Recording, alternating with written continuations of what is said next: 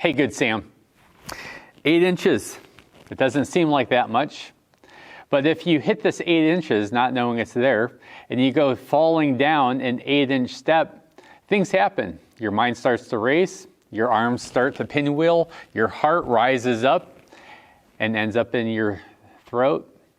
It's a scary experience. Last week, we asked the question, what happens when you lose trust with yourself? What happens when you lose your step? What happens when you go tumbling down the staircase, wondering what has become of you? What happens? We were reminded last week that when we lose trust, when we take a tumble, when we end up at a heap at the bottom of the stairs, Jesus comes after us.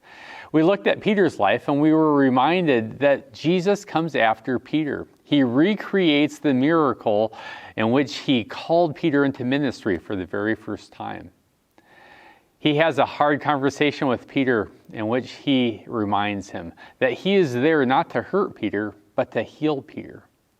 We looked at our own life and we were reminded that when we lose trust with ourselves, we can regain it, we can rebuild it by doing several things. One is to recognize that Jesus is there, that Jesus is present. The second is to respond immediately to Jesus' presence, to Jesus' invitation, Jesus' call. The third is to do the things that Jesus is asking us to do. Oftentimes, when we're rebuilding trust, they will be small things. We will think that they're insignificant.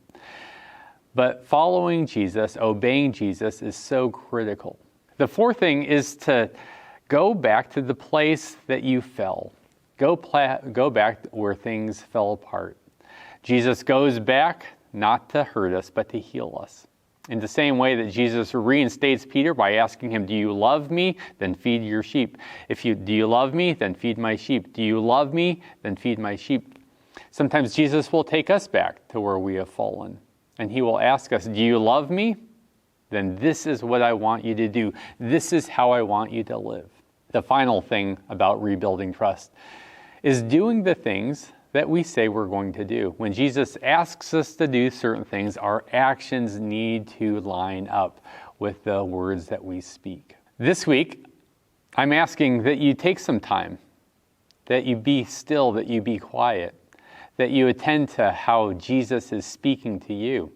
Maybe Jesus is calling you back to face a difficult situation. Maybe Jesus is calling you back to heal you. Maybe Jesus is calling you back because he has big plans for you, a mission for you, something that he wants you to do in partnership with him. Have you taken time this week to spend in God's Word, to pray, to listen, to be encouraged, and then to take a step of action? If you haven't yet, I want to encourage you to do so.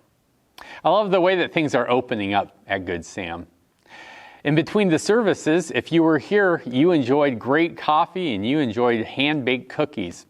Again, we're trying to create space for you to connect with the Good Sam family as our clean team gets the sanctuary ready for the next service. And so if you are coming to the first service, we ask that you would stay a little bit late. And if you're going to the second service, we want to invite you to come a little early so that you can connect with your family, so that you can connect with your friends.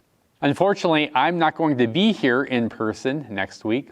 Pastor Bud Locke is going to be here. I'm actually preaching at Hillmar. That's the church he's currently serving, and he's going to be preaching here. We're taking a turn just to switch pulpits. We're giving you an opportunity to be encouraged and challenged by someone else who loves God. And so would you continue to lean into your faith, grow, and trust God?